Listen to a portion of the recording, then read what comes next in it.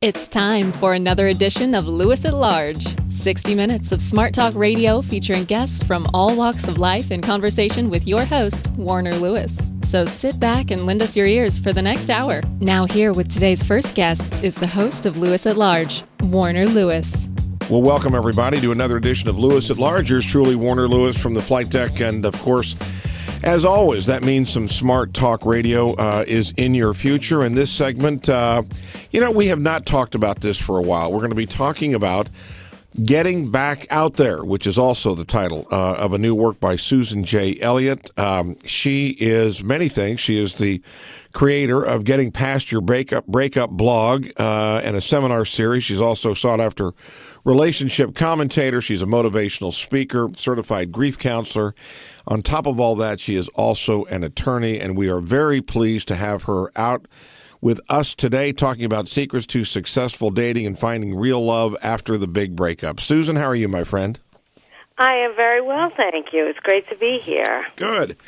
Well, the subject of getting back out there, let's talk about this. What was the motivation behind it, and why is this subject, of all the things that you do, such of great interest to you?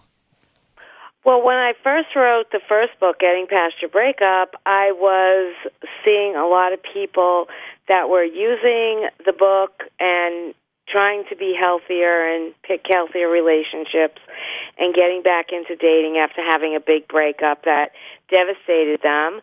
And even though they would do work on themselves and they would say it was going to be different this time, they would fall back into old patterns. So I felt like a second book was needed, and I took a lot of their experience, wrote a lot of surveys, interviewed a lot of people, and came up with the book. When you, as you sort of go through this book, there are a lot of sort of small case studies that you refer to in some very specific situations. Did you interview a lot of people, or tell us about that? I did. I created surveys, and I told people you can tell me as much or as little as you want, and is it okay if I call you, if I find your answers particularly interesting or need follow-through. So I did surveys where some people just filled out the surveys and sent it back, and other people I spoke to at length, and some people were clients and some people were friends. So I really felt as if I exhausted the process. What about from a very general headline, or heading rather, do you think from and again, you've worked with a lot of people and their relationships, do you feel do we go into relationships expecting too much, or do we go in expecting too little? I think that it varies from person to person, but I think that we go in expecting something that may or may not exist. And that's the thing that I try to work with people on. People are looking for a very romanticized version of love, the walks on the beach, the candlelight dinners, and in day-to-day life and in real life, that's not what real love is made of. Real love is about folding laundry together, and you take care of the kids while I let the dog out, and why is the roof leaking, and what are we going to do about the snow shovel breaking, and, that's what real love is about. What about the whole idea? You mentioned kids, and I wanted to talk about that. When you're getting back out there, define, if you can, if there's such a line, advice that you give with a person with children and a person without. There must surely be a lot different approach. I believe there should be. Unfortunately, a lot of times there's not. People rush into relationships. They rush into introducing their kids, to their new person. They don't really take the kids into consideration, or they try to make it all one big happy family, and the kids don't know what's going on.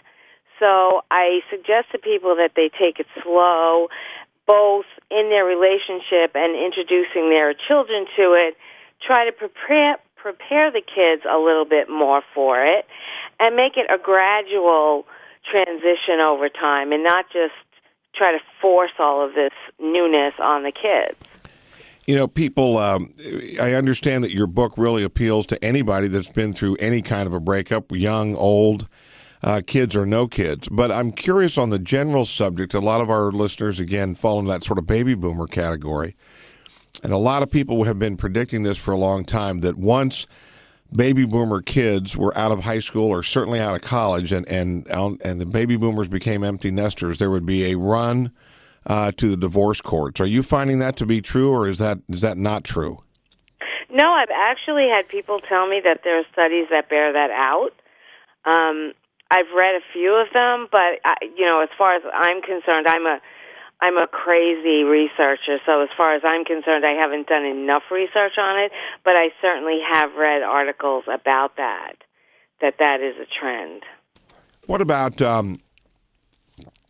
again, with that, do you feel that, let's compare the generations here, compare baby boomers, their overall, and again, this is a big stereotype, but their overall approach to their marriage, how did it differ from their parents, and what was better in your opinion, and what did not work out as well? I think that baby boomers were really unprepared for the way, the sex, drug, and rock and roll revolution impacted relationships. I think they were really unprepared for that. They saw their parents grow up in very traditional households. Many of them, parents were World War II generation, and baby boomers were kind of floundering around, like they weren't really quite sure what they were supposed to be doing. They wanted freedom. There was this whole thing in the 70s of we need to go find ourselves. And yet they wanted relationships. They were in and out of relationships. Relationships seemed to be very disposable for a while, much different than their parents. And I think that they were just unclear as to how to put those new freedom philosophies to the test and into reality. And that's when the no-fault divorce came along, which helped the divorce rate as well as the mindset of baby boomers. Again, if you just joined us, yours truly, Warner Lewis, from the flight deck of Lewis at Large Radio. This segment, we're talking to Susan J. Elliott. She is a blogger on relationships. She's also a sought-after relationship commentator, motivational speaker. She is a certified grief counselor, and she is also an attorney. We're talking about a brand new work called Getting Back Out There, Secrets to Successful Dating and Finding Real Love After the Big Breakup. Susan, have we worked hard enough in general before the breakup? Do we work hard enough trying to make a relationship work? I think that some people do, and other people are just clueless. Like, they don't know what working hard really means. And then other people say way too long. They shouldn't be in there as long as they are. But I think that there was a trend probably 20 years ago, 20 or 30 years ago, where people were just leaving relationships left and right. It was probably the first marriages of a lot of baby boomers. They seemed to be very short-lived. People weren't really going to counseling. They were just doing the I'm out of here. Part of the one theory, so to speak, of millennials, as they say, Generation Y, whatever you want to refer to them as, the current younger generation, they are marrying much later statistically, and some people are wondering, is that a result of seeing failed marriages in baby boom parents? I think it is, absolutely, and I think that a lot of people, my kids' ages, because my kids were children of divorce. My first three kids were children of divorce. I think that they are marrying other children of divorce and saying, we're not getting divorced. Like, we know what that does to a family, we know what it does to children, and we're going to pick right, and we're going to do it right, and we're going to try to stay married, unless there is abuse or infidelity, we're going to see this thing out. Well, let's go dive again right into the book specifically. Tell us about the kinds of subjects that you felt were important to include here, because love, dating, and getting back out there is such a huge subject. Right, it is. And there's plenty of things, that I wanted to include, even many chapters I wrote that are not in the book because it was just getting to be an encyclopedia. But one of the things that I think I stress over and over again, and I think it's very important, is to have an idea of what you want. Don't just go out there and say, I want somebody who sets my world on fire. That's not a good plan to have. You want someone who's going to be compatible, who looks at life the same way you do, has a similar temperament, or has a temperament that's complementary to yours. You don't just want to go out and find somebody who, when you hold hands, you feel electricity. That's not the criteria you should be using. So I stress in the book to really have some of those ideas down so that when somebody talks about themselves and talks about what they like and what they dislike, you can get a good idea of do they fit into the person that I have in mind. We can't have a discussion about modern dating, especially those getting back, so to speak, into the dating force, without talking about the whole world of online dating, all the social websites that have to do with relationship building. Tell us about that. And overall, are you finding people having very positive experiences, negative, or a mixture of both, and why? I think that it's a mixture of both, and I think that one of the reasons is that people try to put themselves out there and create a profile that isn't really who they are. It's like they're advertising for a job. It's like, let me put on my resume the best jobs I've ever had, and hopefully my boss won't find out about the time I got fired as a waitress for dropping all the food on the floor. But you can't do that with online profiles with dating. Somebody needs to know who you are. Somebody really needs to know the real you. And that's give them a little bit of your positive traits, give them a little bit of, your quirks and your idiosyncrasies. Let them know exactly who you are. Because it's very easy online through texting and email for the person who's receiving the email or reading the profile to conjure up their own idea of this person, which could be totally off base from what the person's really like. What about the difference between when you talk to men that are re-entering the world of dating and you talk to women and they're in essence from the same background? What differences do you see? Who seems maybe healthier or has a better outlook? Or tell us about that, the difference between the sexes on when they get back into it. I think that a lot of men will go out and they don't take dating as seriously as women do. And I think that that's actually healthier. If you find someone that you love and you want to be with for a long-term relationship, that's great. But if you don't, men tend to enjoy dating a little bit more than women do. Women find it very a lot of pressure.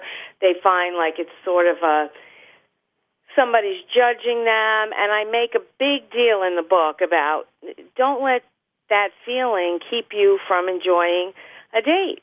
Like you're out with a fairly nice person, you might have some things in common. Whether it goes somewhere or not, just enjoy it.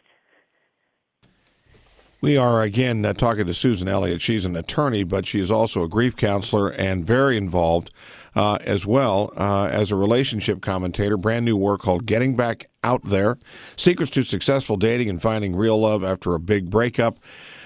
Susan, when people are back out there, I know a lot of them think, I'm on a first date. I was married for 20-some years. And now I'm on a first date, as odd as that sounds. I wish I could just give this person a pill, have them take it, and they'd know all about me.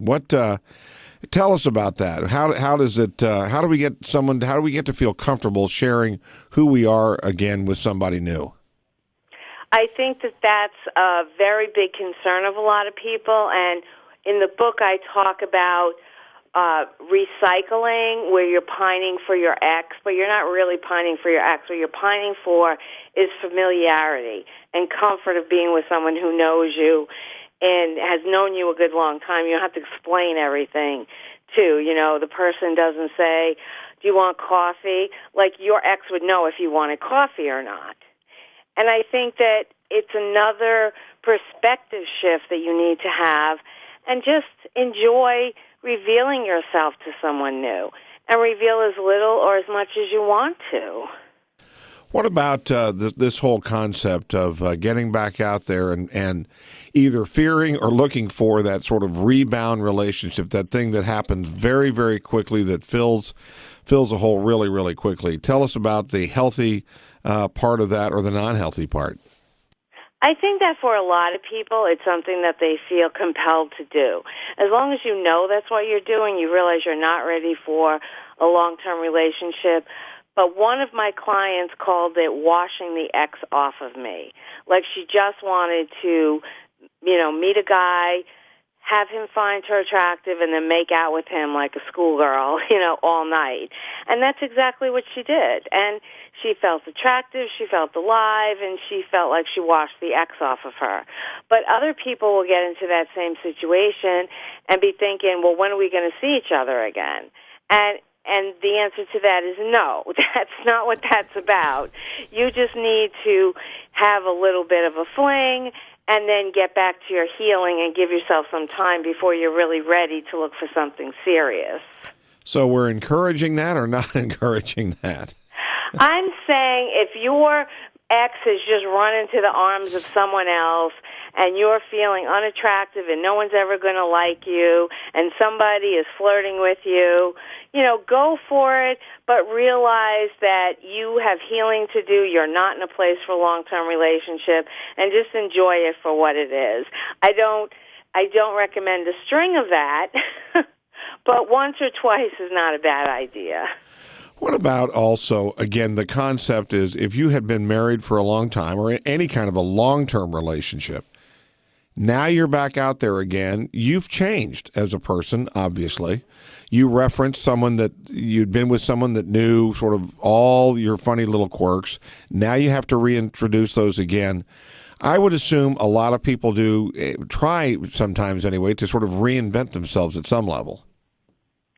Yeah, and I think that that's not a bad idea. I think that one of the things that you should do between relationships, especially if you were married for a long time, is to figure out who you are now and what you like, because many times we subvert ourselves for the good of our relationship, our marriage, our kids, our job, our house, and then suddenly we're in a place where we're not quite sure who we are and what we like and what we don't like.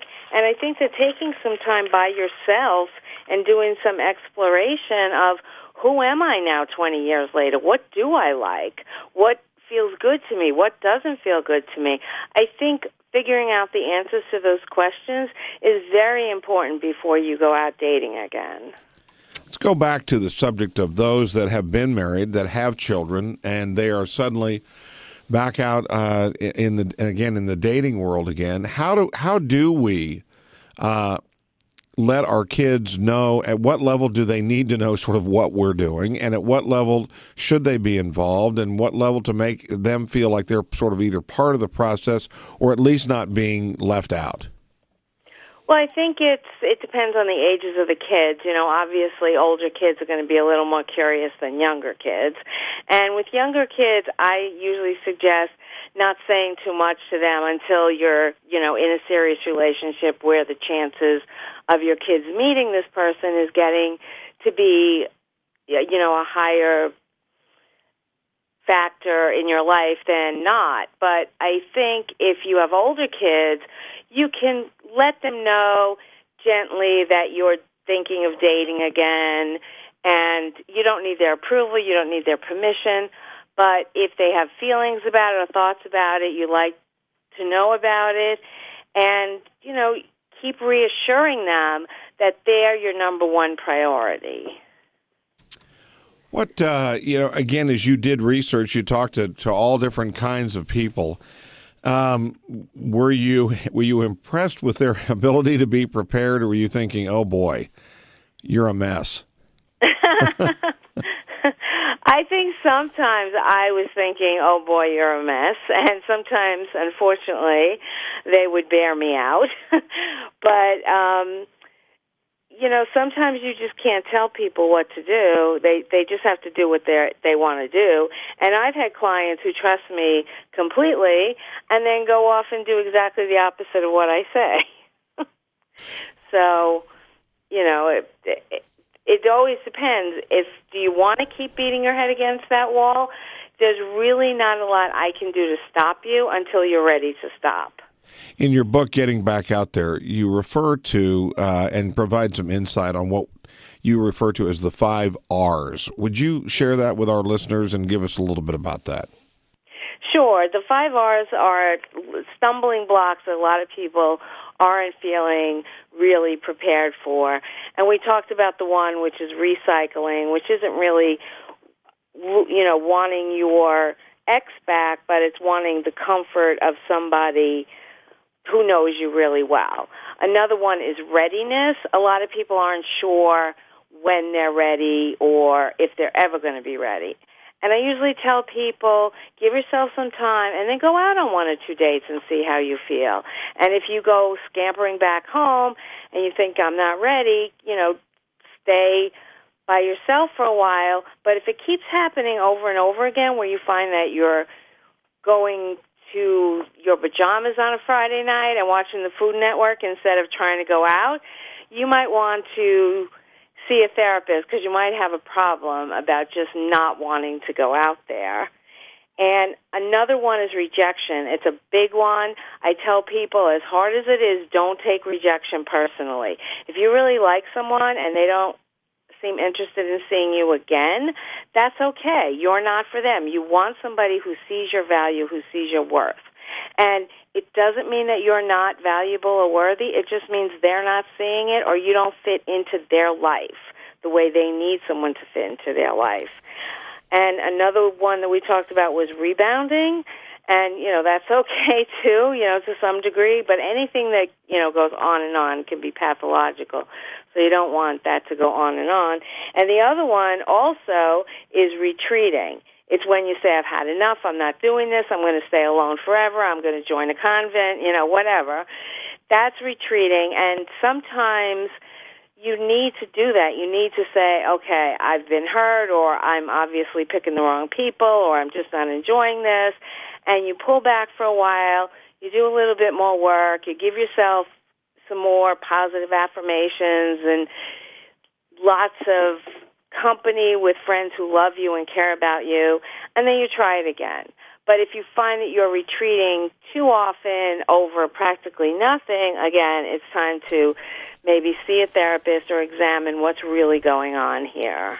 Kind of in that same vein, we have to touch on this one. Let's also talk about sexuality, and again, I understand it varies completely by age and age group, undoubtedly. But if we focus just for a second on baby boomers, let's say they've been in a longer-term relationship, if not a long-term marriage. They may or may not have kids. And so suddenly now they're faced with the prospect of a new sexual partner after potentially decades. Talk about that. A lot of people are very insecure about that. They think everything has changed. I talk about that in the book from an older woman, and she said, I don't know what to do about the smallest things, what to do about body hair, what to do about, talking in bed. She said there were certain things that my generation didn't do, and I don't know what men expect and what men don't expect, and it rattles her a little bit. And I usually suggest to older people, baby boomers, to talk about it, to talk about it with your girlfriends, talk about it with your guy friends, and see what everybody else is doing. And try to get the people that you trust the most into the conversation so that you can figure out, what are people my age doing? Well, it is a gigantic subject, and my sense is that it has been going on for centuries and will continue to go on. Right. What do we do after we break up and we're ready to kind of maybe put our toe back in the water? The work is called Getting Back out there. It is published by Lifelong Books. The author is Susan Elliot, who's also authored Getting Past Your Breakup. It is all about secrets to successful dating and finding real love after the big breakup. Susan, how can people find out more about the subject, get a copy of the book, and some of the work that you do? Getting Back Out There has its own website, as is Getting Past Your Breakup. It's gettingbackouthere.com and gettingpastyourbreakup.com. We have a Facebook group for both books, and there's order forms. You can order the book anywhere from both websites. And on Twitter, I'm at Susan J, SUSANJAE. And Pinterest, we have a Getting Back Out There on Pinterest. And if you go to any one of those sites, you'll see all of the links to all of our social media. Well, I appreciate you spending part of your day with us, and thanks so much, and would love to have you back on again in the future. Great. It was good being here. Thank you so much. You bet. We will be back with more right after this on Lewis at Large.